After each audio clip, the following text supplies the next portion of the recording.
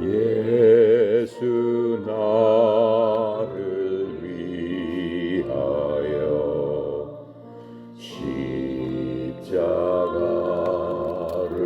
질 때 세상 죄를 지시고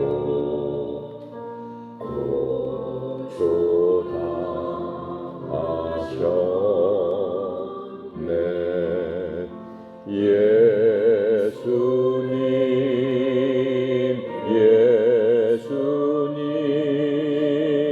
나의 죄 위하여 보배 피를 흘리니 죄인 받으소서.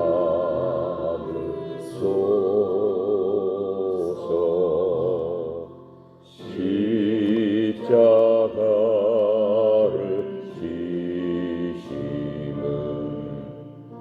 무슨 죄가 있나. 저 무지한 사람들 메시아 죽였네. 예수님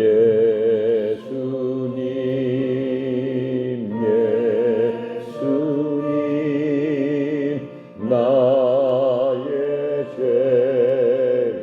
위하여 보배 피를 흘리니 죄인 받으소서.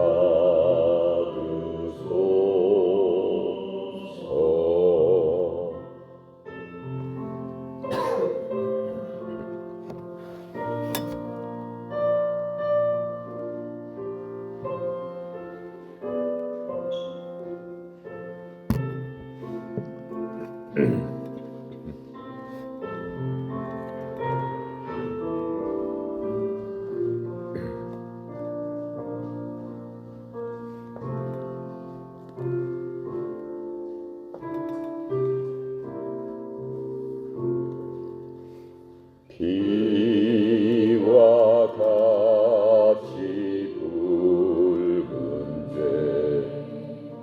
없는 이가 없네. 십자가의 공로로 눈과 같이 되네. 예수님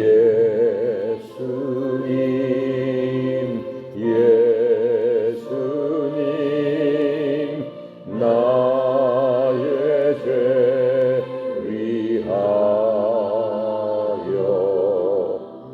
보배 피를 흘리니 죄인 받으소서.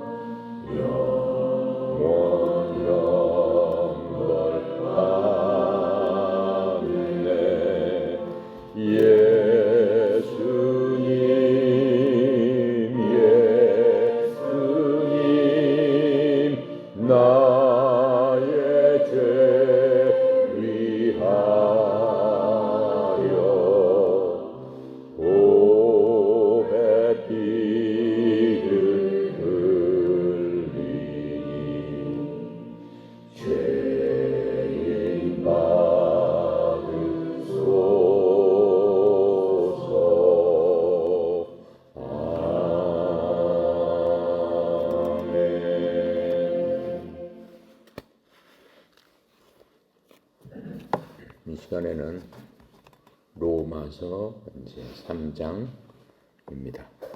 우리 3장 1절부터 8절까지 함께 읽고 시작하겠습니다. 그런즉 유대인의 나음이 무엇이며 할례 유익이 무엇이냐? 검사에 많으나 우선은 그들이 하나님의 말씀을 맡았음이니라. 어떤 자들이 믿지 아니하였으면 어찌하리요? 그 믿지 아니함이 하나님을 믿부심을 패하겠느냐? 그럴 수 없느니라. 사람은 다 거짓되되 오직 하나님은 참되시다 할지어다. 기록된 바 주께서 주의 말씀에 의롭다함을 얻으시고 판단 받으실 때 이기려 하심이라 함과 같으니라. 그러나 우리 불의가 하나님의 의를 드러나게 하면 무슨 말하리요? 내가 하나님의 말하는 대로 말하노니 진노를 내리시는 하나님이 불의하시냐? 결코 그렇지 아니하니라. 만일 그러하면 하나님께서 어찌 세상을 심판하시리요? 그러나 나의 거짓말로 하나님의 참되심이 더 풍성하여 그의 영광이 되었다면 어찌 내가 죄인처럼 심판을 받으리요? 또는 그러면 선을 이루기 위하여 악을 행하자 하지 않겠느냐? 어떤 이들이 이렇게 비방하여 우리가 이런 말을 한다고 하니 그들은 정죄받는 것이 마땅하니라. 아멘. 말씀이 좀 이렇게 꼬여 있는 것 같죠. 이렇게 뭐는 뭐다 이렇게 딱 금방금방 이해할 수 있게 그렇게 되어 있지는 않습니다. 하지만 이 말씀은 어려운 말씀 아닙니다. 자, 이제 바울이 네 가지로 증언을 하면서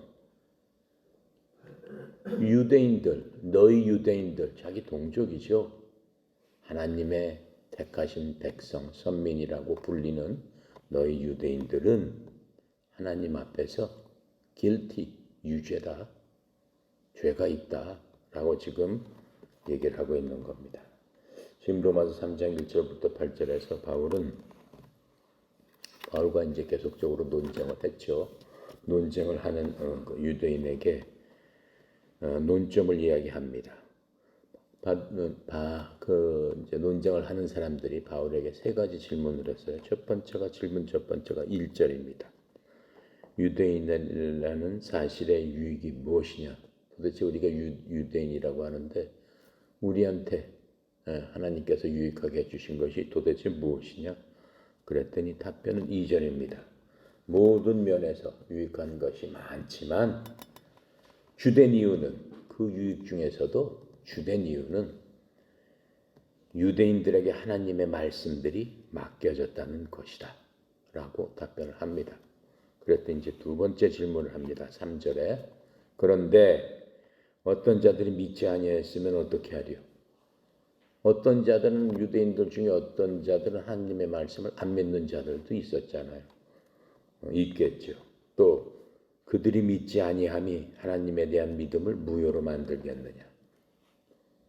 여러 사람 중에서 한 반 정도는 믿지 않는다고 그래서 하나님께서 그들에게 무언가를 해주시겠다라고 한 약속이 있을 거죠. 그런 것들을 다 취소해 버리시겠느냐? 이렇게 물어보는 겁니다. 그랬더니 답변이 뭐예요? 4절이죠. 결코 그럴 수 없느니라. 결코 그럴 수 없느니라. 영어로는 God forbid 이렇게 돼 있어요. 아주 강하게 얘기하는 거예요. 강한 부정이에요. God forbid. 하나님께서 금지하셨느니라.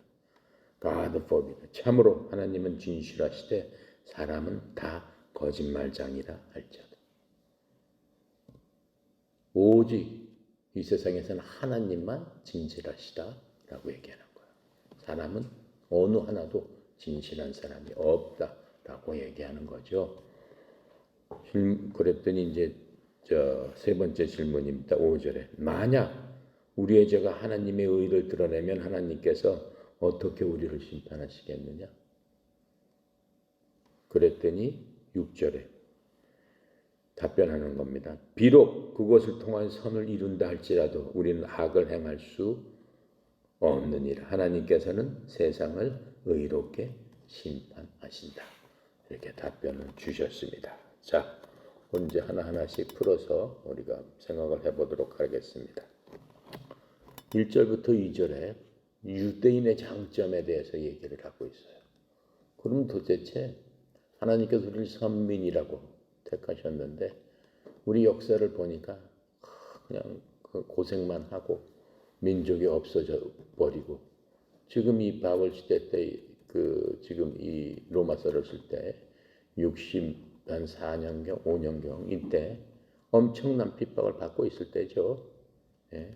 네로 황제가 최악의 폭군인 네로 황제 시대 때 도대체 유대인들은 다 뿔뿔이 흩어져서 그때만 해도 이제 로마 압제에서 간신히 살아남아가지고 어떻게 해요? 생명만이라도 어떻게 좀 구걸해야 되는 그러한 입장에서 나라가 없어질 그런 위기에 있는 거예요. 그래서 모든 국민들이 예수님이 오시니까는 이 예수님을 우리 독립군 총사령관 그렇게 해서 로마의 이런 압제 속에서 우리나라를 구출할 바로 그 메시아구나 이렇게 생각을 했죠. 근데 그 예수님께서는 어떻게 되셨습니까? 예수님께서는 처참하게 그들의 생각과는 달리 악한 죄수들 중에서 가장 악한 형벌인 십자가라는 그러한 형틀에서 돌아가셨다. 그러니까는 사람들은 정치적인 사람들은 얼마나 절망을 했겠습니까? 이제 65년이면은 70년대 아주 이스라엘 민족 자체를 말살을 시켜버리죠. 왜요? 이스라엘 독립군들이 그 당시에 이제 활동을 하거든요. 로마로부터 독립을 하기 위해서. 그러니까는 이스라엘이라는 도시 자체를 완전히 폐허로 만들어서 거기에 살고 있는 모든 사람들을 어떻게 해요? 전부 나가라. 전 세계로 흩어버려서 이 민족을 말살시켜버리겠다라고 하는 그런 정책에 따라서 국가가 없어질 절대정명의 위기 안에서 있었던 바로 그 상황입니다. 사회적 상황은. 그런데 이 바울이 계속 그렇게 얘기하니까 사람들이 답답한 거 아니에요? 그러니까 도대체 우리 유대인들의 장점이 도대체 무엇이냐? 우리는 하나님으로부터 몇천 년 전에, 지금부터 3,500년 전에 모세로부터 율법을 받았고 또 우리는 할례를 받아서 하나님의 선택된 민족임을 우리가 자긍심을 갖고 지켜왔고 또 아브라함의 자손이 아니냐 무엇보다. 그런 우리 유대인들의 장점이 도대체 지금 와서 보니까 무엇이냐 이렇게 울부짖는 거죠. 하지만 우리가 바로 2장에서 배웠죠. 율법이나 할례나 아브라함의 자손이라는 사실이 전혀 도움이 되지 않는다 그랬어요. 율법을 갖고 있는 자는 율법으로 인해서 망하는 거고 할례를 받았더라도 지키지 않으면은 할례가 무할례가 되는 거고 할례를 안 받았더라도 지키면은 바로 그 사람이 할례 받은 자가 되는 것 아니냐. 그런 얘기를 우리가 들었죠. 자, 그러면서 아브라함의 자손이라고 자랑할 필요가 없다. 뭐라고 얘기했어요? 저 돌들을 통해서도 아브라함의 자손을 만들 수 있다. 하나님께서는. 뭘 하는 사람들에게? 진정으로 하나님을 믿고 행하는 사람들이 바로 아브라함의 자손이 아니냐. 이렇게 말씀을 하시니까는 정말 참담한 심정일 겁니다. 자, 그렇다면은 유대인의 장점이 도대체 무엇이냐라고 얘기를 하니까는 바울이 뭐라고 해요? 여러 면에 있다. 유대인의 장점이 너희들 지금 이렇게 고난을 받지만은 유대인, 바울도 같은 민족, 우리 민족의 장점은 여러 면에서도 있다. 로마서 9장 4절부터 5절에 그것도 이제 바울의 설명이죠. 성경은 성경 안 써. 내가 자꾸 다른 그 성경을 얘기하고 구약 성경을 얘기하고 다른 쪽의 성경을 얘기하는 거는 사람의 말로 아무리 풀어봤자 그건 맞지 않습니다. 지금 뭐라고 얘기해요? 사람은 다 거짓말장이다. 오직 진리는 하나님밖에 없다. 그러니까는 성경 우리가 공부하면서 성경 말씀은 성경 사람의 뜻으로 풀 수는 없습니다. 그건 다 거짓말이다 라고 성경 얘기하잖아요. 뭘로 풀어야 돼요? 하나님의 말씀으로 푼다. 근데 하나님께서는 인간이 깨닫지 못하도록 주신 말씀이 없어요. 사람이면은 애기들도 다 알아들을 수 있도록 하나님의 말씀을 우리들에게 주셨다라고 하는 겁니다. 그래서 제가 자꾸 그 말씀을 인용을 하는데 그 말씀 속에서 우리가 그 설명을 듣고 그것을 믿는 게 정답입니다. 그래서 로마서 9장 4절부터 5절에 이렇게 얘기를 하고 있어요. 그들은 이스라엘 사람들이니라. 그들에게는 양자 삼으심과 영광과 언약들과 율법을 주심과 하나님을 섬김과 약속들이 속해 있고, 엄청나잖아요. 뿐만 아니라 조상들도 그들의 것이요 육체에 관한 한 그리스도께서도 그들에게서 나셨으니 그분은 모든 것 위에 계시며 영원토록 찬송받으실 하나님이시니라. 아멘. 그게 이스라엘 사람들이라고 하는 거예요. 이 말씀 자체로 보면 얼마나 영광스러운 민족입니까? 하나님께서 인간의 몸으로 오셨을 적에도 이스라엘 사람으로 오셨다. 얼마나 영광스러운 일입니까? 그리고 하나님께서는 그들을 하나님의 백성, 넌 내 아들, 딸들이다 라고 삼아 주셨다라고 하는 겁니다. 그 얼마나 큰 영광이에요. 그거보다 더 큰 영광이 어디 있어요? 자, 그 다음에 언약들. 하나님께서는 이스라엘 백성을 택하시면서 누구 한 사람을 택했어요? 아브라함 한 사람 택하시면서 택하자마자 아브라함한테 언약을 줬어요. 언약을. 내가 너를 의롭다 하고 내가 너에게 온 땅을 줘서 너에게 그 모든 것들을 주리라. 아브라함한테만 줬습니까? 아브라함의 아들들, 그 장자들한테도 계속하면서 아브라함 언약뿐만 아니라 이삭에게도 언약을 주셨고 또 누구한테도 주셨죠? 야곱에게도 주셨고 이스라엘 야곱에게도 주셨고 또 다윗에게도 주셨고 그렇게 언약을 주셨다라고 하는 겁니다. 그런데 다 배신을 하죠. 다 배신을 합니다. 다 배신을 했지만은 아까 지금 물어본 거잖아요.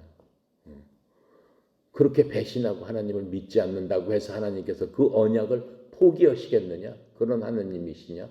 안 그렇다. 하나님은 믿으실 수 있는 분이다. 왜? 하나님의 입으로 나온 것들은 전부 다 어떻든 간에 그거를 다 지키시는 분인데 그래서 하나님은 진실하시고 인간은 거짓되다라고 말씀하시는 거예요. 왜? 사람은 그렇지 않다라고 하는 거예요. 사람은. 좋을 적에는 친구지만은 딱 돌아서면 뭐예요? 적이 되는 거예요. 부부는 어때요? 좋을 적에는 부부지만은 딱 돌아서면 뭐예요? 남보다도 못하잖아요. 재산 갖고 싸우고 한 푼이라도 더 가지려고 하고 그냥 수십 년간 살아왔던 거 다 들춰내서 욕을 했었고 나쁜 놈이라고 그랬었고 나쁜 엑스라고 했었고 서로 간에 죽기 살기로 그게 인간이다. 부모 자식도 마찬가지예요. 형제 시간도 마찬가지예요. 돈 앞에서는 그냥 물불을 안 가리고 그게 인간이다. 그렇다고 해서 하나님께서 하나님을 배신하고 하나님 앞에서 엉뚱한 짓 하고 해서 하나님께서 인간처럼 그 약속을 헌신짝처럼 버리시겠느냐? 결코 그럴 수 없느니라. Forbid not. God forbid. 이렇게 말씀하신 거잖아요. 지금 그 말씀을 하고 계시는 겁니다. 그런 분이 바로 하나님이십니다. 그래서 바울은 특히 그런 많은 것들이 있지만은 유대인들의 나은 점이 우리 유대인들을 통해서 하나님께서 말씀을 주셨다. 말씀을 주셔서 어떻게 했습니까? 말씀을 보존할 뿐만 아니라 말씀을 또 전파한 거 아닙니까? 누구한테? 전 세계 모든 사람들한테 결국은.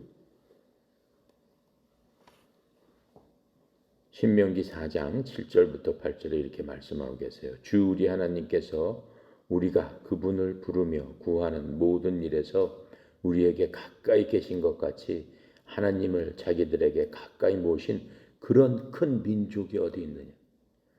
이날 내가 너희 앞에 두는 이 모든 율법과 같이 의로운 법규와 판단의 법도를 가진 그런 큰 민족이 어디 있느냐, 이렇게 얘기하고 있는 겁니다.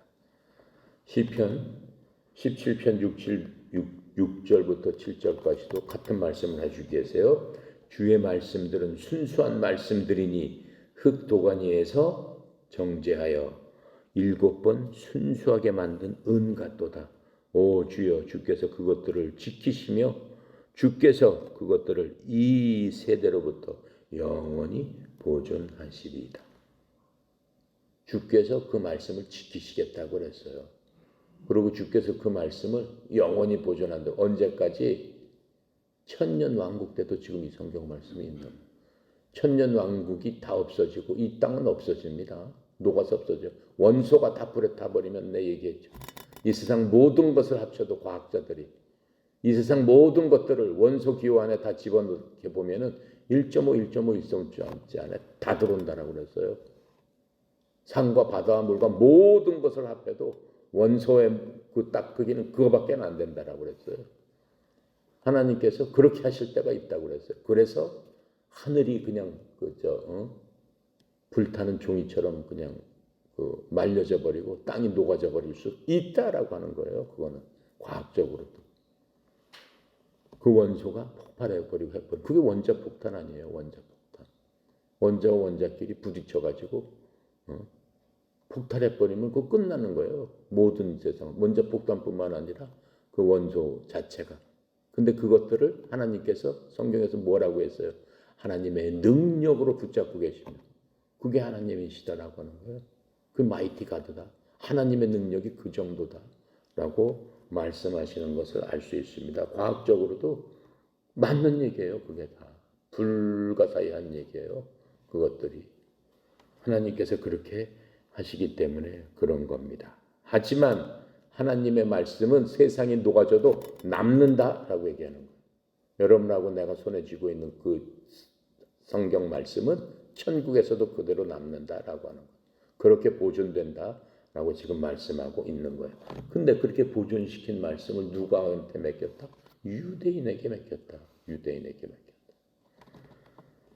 시편 147편 19절부터 20절은 또 이렇게 말씀하세요. 그분께서 자신의 말씀을 야곱에게 보이시며 자신의 법규들과 판단들을 이스라엘에게 보이시는도다. 그분께서 어느 민족도 이렇게 대우하지 아니하셨나니 그분의 판단들로 말하건대 그들이 그것들을 알지 못하였도다. 너희는 주를 찬양하라. 그런 것들을 알지 못했기 때문에 그렇게 하나님의 마음을 아프게 하고 삐끗하면 엉뚱한 짓 하고 눈만 이렇게 돌리면 딴 데 보고 있고 계속 불면하고 결국은 오신 하나님을 잡아 죽이는 일까지 그렇게 했다라고 하는 거예요. 그래도 하나님께서는 어떻게 하신다? 하나님께서 약속하신 그 말씀을 그렇게 함에도 불구하고 지키신다. 그래서 하나님은 어떤 분이에요? 신실하신 분이다. 인간은 다 거짓된 것이다. 진실하신 분 오직 하나님 한 분밖에 없다. 이렇게 딱 규정을 내리고 있는 겁니다. 하나님의 말씀을 영어로는 오레이클이라고 합니다. 여러분 오라클이라는 그 브랜드 있죠? 알아요? 오라클, 선글라스에도 오라클 있어요. 오라클. 바로 그 오레이클이에요. 그게 하나님의 말씀이라는 뜻이에요. 신탁이라는 뜻이에요. 그 대단한 브랜드예요. 대단한 브랜드야 진짜.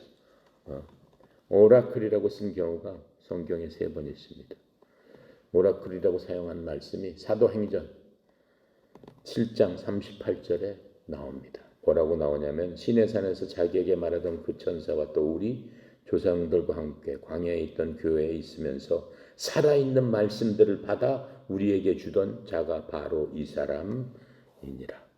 살아있는 말씀 할 때 여기서 오레이클을 썼다라고 하는 거예요. 말씀 받은 게 누구예요? 모세잖아. 말씀을 주었던 그 장소, 지성소잖아. 바로 그 오레이클을 얘기하고 있는 겁니다. 히브리서 5장 12절에도 오레이클이 써졌습니다. 시간으로 보건대 너희가 마땅히 가르치는 자가 되어야 할 터이나 하나님의 말씀들의 첫째 기초의 원리들을 남에게 다시 가르침을 받아야 할 필요가 너희에게 있나니 너희가 단단한 음식이 아니라 젖을 필요로 하는 자가 되었도다. 여기서도 그 말씀 오레이크를 썼습니다. 베드로전서 4장 11절에도 오레이크를 썼습니다. 누구든지 말하거든 하나님의 말씀들을 말하는 것 같이 하고 누구든지 섬기려거든 하나님께서 주시는 능력으로 하는 것 같이 그 일을 해라. 이것은 모든 일에서 예수 그리스도를 통해 하나님께서 영광을 받게 하려 함이니 그분께 찬양과 통치가 영원 무궁토록 있기를 원하노라. 아멘 하면서 말씀을 오레이크라고 이제 사용을 했습니다. 오레이크라는 것은 즉 말하자면은 신탁의 장소를 얘기하는 거예요. 신탁. 이 하나님이 말씀하시는 곳, 곧 지정소를 얘기하는 거죠. 구약에 보면 지성소에서 대제사장이 들어가면 대제사장한테 하나님께서 직접적으로 말씀을 하시겠습니다. 바로 그 장소를 뜻하는 겁니다. 열왕기상 6장 16절에 이렇게 설명하고 있어요. 또 그 집의 옆면에 마루와 벽들 29빛을 백향목 은널판지로 짓되 곧 내부에 있는 그것 하나님께서 말씀하시는 곳 즉 지성소를 위해서 그것들을 지으니라. 그래서 오레클이 하나님의 말씀을 행하시는 바로 그 지성소다라고 하는 겁니다. 그래서 그 말씀을 누가 받아서 그 보관하고 보존하고 말씀을 전파하고 했다는 거예요. 바로 유대인. 니네들을 하나님께서 정하셨다. 그 말씀을 보관하고 보존하고 정할 정도면은 벌써 수천 년 전이잖아요. 이렇게 다 정할 정도면 그 사람들이 한 글자도 안 빠지고 하나님의 말씀 그대로 해야 되니까 할 정도면 그 사람들이 얼마나 치밀하고 얼마나 대단한 사람들인가라고 하는 것들을 짐작할 수 있죠. 그러니까 하나님께서 그 사람들을 택하신 거 아니겠습니까? 자, 3절부터 4절에 보면은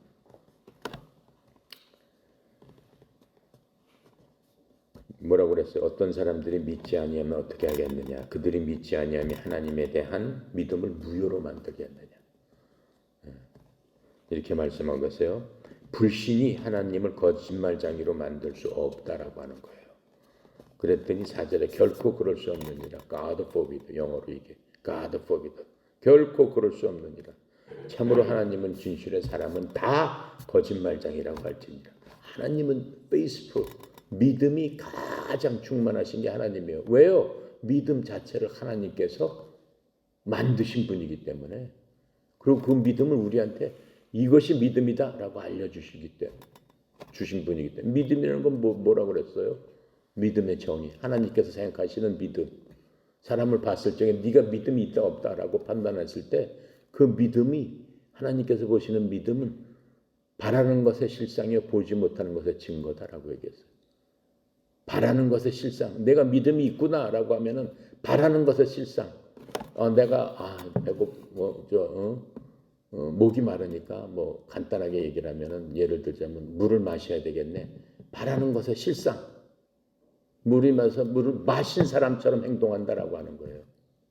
그게 믿음이다라고 하는 거예요. 보지 못하는 것의 증거니 그것이 믿음이다. 네. 믿음을 통해서 증거를 얻을 수 있다. 내가 부자가 돼야 되겠습니다. 그 믿음. 부자처럼 행동한다라고 하는 거예요. 저 보니까는 부자네. 실질은 부자가 아니야. 그 사람은 뭐예요? 믿음대로 행동한 거예요. 부자처럼 행동한 거예요. 그게 믿음이다. 하나님께서 판단하시는 거는 바로 그거다. 믿음이 있다고 하면서 쉽게 얘기해 볼게요. 할아버지하고 손자가 있었어. 할아버지가 오늘 이제 손자하고 약속을 했어요. 여러분도 가족여행 가고 그렇잖아요. 방학 때. 그죠? 오늘 가자 그러면 이제 다 마련해서 준비했어요. 가족여행 가기로 했는데 이제 이제 할아버지가 그 장로님이야. 이거 온 가족을 놓고 이제 기도를 했어요. 하나님 오늘 저 가족여행을 가는데 날씨도 좋게 해주시고 비도 안 오게 해주시고 왔다 갔다 가는 길도 하나님 잘 소통될 수 있도록 하나님 도와주세요. 이렇게 열심히 기도를 했어요. 믿음으로 기도를 했어요. 이제 어린 손자랑 같이 그렇게 기도를 했어. 자, 여행을 가자 하면서 가기로 했어. 근데 이제 구름이 막 몰려오는 거야. 구름이 막 몰려오니까 할아버지가 야 빨리 우산들도 좀 챙기고 그래서 길을 떠나자 그랬단 말이에요. 그랬더니 손자가 뭐라고 그러는 거야? 할아버지 우산은 왜 챙겨 그러는 거야? 아니 이놈아 이 구름이 오고 일기에 보니까는 천둥 소나기가 오는데 무슨 갖고 가야지. 할아버지 우리 기도했잖아. 뭐라고? 날씨 좋게 비 오지 않게 해달라고 기도해놓고 우산을 갖고 가면은 그게 믿음이 있는 사람이냐? 아니잖아. 믿음대로 실천하는 거야. 그렇죠? 바라는 것의 증거 보이지 않는 것에 바라는 것의 실상이요 보지 못하는 것의 증거니. 바라는 것의 실상은 뭐예요? 비가 올지라도 그칠 줄 압니다라고 하면서 우산 안 갖고 가는 게 실상이잖아. 바라는 것의 실상이잖아. 비도 오지도 않는데 비가 올지 모르니까는 우산을 챙겨가자. 기도는 어떻게 했어? 믿음은 어떻게 증거를 했어? 안 올 줄로 믿습니다라고 해놓고 우산을 챙겨가자. 그거 아니잖아 그러면. 그렇죠? 믿음이라는 건 그런 거다라고 얘기하는 거지. 예. 근데 하나님께서는 뭐라고 말씀하시는 거예요? 그런 믿음, 하나님께서 약속하신 그런 믿음을 다 이스라엘 백성들한테 다 해줬단 말이죠. 근데 이스라엘 백성들이 반은 믿질 않아요. 예. 그리고 때가 되면 거의 믿지를 않아요. 또 무슨 비가 온다라고 하면은 우산 어디 있어? 뭐 어디로 빨리 도망가자, 피난가자, 뭐 이런 생각을 한단 말이야. 하나님께서 내가 니네들을 보호하신다라고 했는데도 그냥 보이면은 보이는 대로 판단해버려. 믿음이라는 건 싹 없어져 버리는 거지. 믿음은 보이는 대로, 만져지는 대로, 느껴지는 대로 판단하는 게 아니다라고 하는 거예요. 바라는 것의 실상, 보지 못하는 것의 증거라고 그랬잖아요. 증거는커녕 뭐야? 우산을 빨리 갖고 오라고 하는 거는. 그건 아무것도 아니잖아요. 지금 그 말씀을 하고 있는 겁니다. 그래서 하나님의 믿음, 그리스도의 믿음, 그렇게 살아야 된다라고 하는 거예요. 그래서 우리가 항상 그리스도 안에 구원받은 자는 그게 중요한 거예요. 뭐든지 보면 성경 자꾸 보세요. 그리스도 안에 있느냐 없느냐 자꾸 그거 따지는 거예요. 왜? 믿음 안에 있느냐 없느냐. 갈라디아서 2장 20절에 뭐예요? 내가 육체를 갖고 살지만 나를 위해서 구원해 주신 예수 그리스도의 무엇을 갖고 사느니라? 믿음으로 사느니라. 그리스도의 믿음으로 사느니라. 보는 것, 만져지는 것, 느껴지는 것으로 사는 사람들이 우리는 아니다. 바라는 것의 실상이요 보지 못하는 것의 증거가 되는 사람이다. 야, 저 사람 보니까 하나님 믿는 사람이다. 왜? 그 사람 행동에서 증거가 나오기 때문에. 왜? 우리는 그 결과에 대해서 아직 본 적도 없고 느껴본 적도 없고 만진 적도 없어요. 하지만 그 사람 보니까 그게 된 거구나 라고 하는 것들을 우리한테 알려주고 있는 겁니다. 자, 그래서 이러한 불신이 하나님은 거짓말쟁이로 만들 수 없습니다.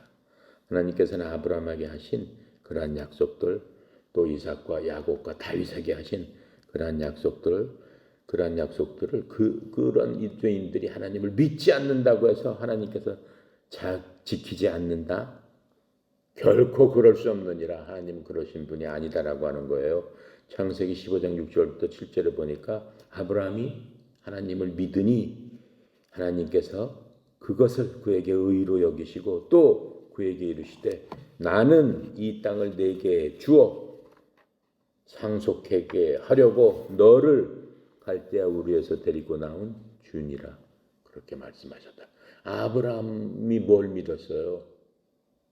갈대아 우르 지방에서 아브라함의 아버지가 누구예요? 데라라는 사람인데 그 사람은 우상을 깎아서 사람들에게 파는 사람이에요. 그래가지고 돈을 많이 벌었어요. 그러니까 우상 숭배하라고 우상을 깎아서 만들어서 팔던 사람의 아들이란 말이에요. 그 아들이니까 얼마나 우상을 많이 접했겠습니까? 그런데 그 아브라함한테 이리 나와라 그랬더니 아브라함이 두말 없이 아버지를 그냥 떠나서 나온 거예요. 아버지가 딱 죽자 아브라함한테 너는 내가 얘기하는 곳으로 가라 했더니 아브라함이 네 하면서 보따리 싸고 갔어요. 성경에 보면은 아브라함은 동서남북 어디로 갈지 모르지만 하나님의 지시에 따라서 그냥 갔다 그랬어. 우리 같으면 어디로 가고 뭐 어떻게 하고. 아니에요. 그냥 하나님께서 가라 그랬더니 그냥 가버린 거예요. 가버린 거.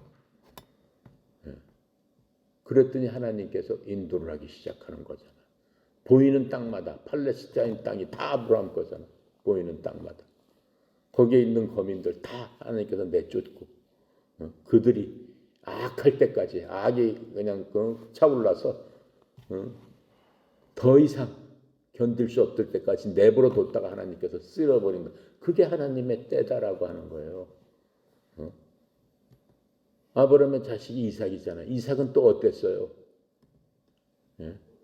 이삭이 태어났잖아요. 100살 때, 99죠. 아브라함이 100살 때 얼마나 귀한 아들이겠어요. 태어났는데 오늘 하나님께서 아브라함한테 아브라함 부르시잖아요. 부르시면서 아브라함한테 얘기를 해요. 야, 네 아들을 저 모리아 산에서 나한테 바쳐라. 양처럼 제단 쌓여놓고 번제물로서 칼로 잡아서 양처럼 나한테 바쳐라. 그랬더니 아브라함이 하나님한테 뭐라고 그래요? 그걸 바치면 되겠습니까? 라고 얘기해요. 아니에요. 네. 어떻게 해요? 어느 날 하인하고 노새하고 그다음에 아들을 데리고 아들한테 노새에다가 뭘 해? 이러한 그 나무까지 불태워 제단맨들까지 끌고 가자 그래요. 갑니다. 아들이 물어봐요. 아버지. 아들이 커요. 장성했어요. 15살쯤 됐어요. 아버지, 그런데 제단에 쓸 제물은 어디 있습니까? 대답을 안 해요. 하나님께서 얘기하시겠지. 그리고 모리아산까지 다 와가지고 하인 넌 여기서 기다려라 하고 아들한테 나무찜을 지어라 라고 합니다. 나무찜을 지고 아들을 앞세워 산으로 올라갑니다. 산으로 올라가서 제단을 딱 쌓습니다. 딱 쌓고 아들 눈을 가리고 나무를 다 밑에다 놓고 아들 여기 누워라 그럽니다. 이삭이 반항 안 해요. 15살이고 또 힘도 셌겠죠. 아버지보다. 아버지는 100살도 넘었는데 100살 때 아들을 낳았으니까 그건 115살이나 됐는데 아들이 누웠는데 어떻게 해요? 아들을 잡아 칼을 딱 꺼내가지고 혀를 갈라야 되니까 그냥 누워서 내려치는데 천사가 말립니다. 스톱 그럽니다. 그게 믿음이다라고 한 거예요. 그랬더니 아브라함한테 너 왜 그렇게 금방 칼로 찔러서 네 아들을 그렇게 그냥 서슴없이 아무런 의심 없이 그렇게 죽이려고 했느냐라고 했을 적에 아브라함이 한 얘기가 뭐예요? 내가 죽였을지라도 하나님께서 바로 살려주실 줄로 믿습니다. 그게 믿음이다라고 하는 거예요. 하나님께서. 그게 믿음이다. 네. 자, 그래서 물론 유치인들 가운데 믿지 않는 사람들이 많이 있었죠. 이들은 어떻게 해요? 다 정죄를 받게 됩니다. 이런 사실로 인해서 하나님의 약속이 무효가 되고 하나님을 거짓말장이로 만들 수 있느냐? 결코 그럴 수 없느니라. 지금 4절에 이렇게 말씀하고 있는 겁니다. 그래서 사람의 불신과 불신실함에도 불구하고 하나님의 약속들은 그대로 유지가 되는 겁니다. 그래서 하나님은 신실하시되 사람은 다 거짓말쟁이다라고 지금 하신 것입니다. 시편 51편 4절 이거 읽고 마치겠습니다. 내가 주께만 오직 주께만 죄를 짓고 주의 눈앞에서 이 악을 행하였사오니 이로써 주께서 말씀하실 때 의롭게 되시고 판단하실 때 깨끗하시리이다. 아멘.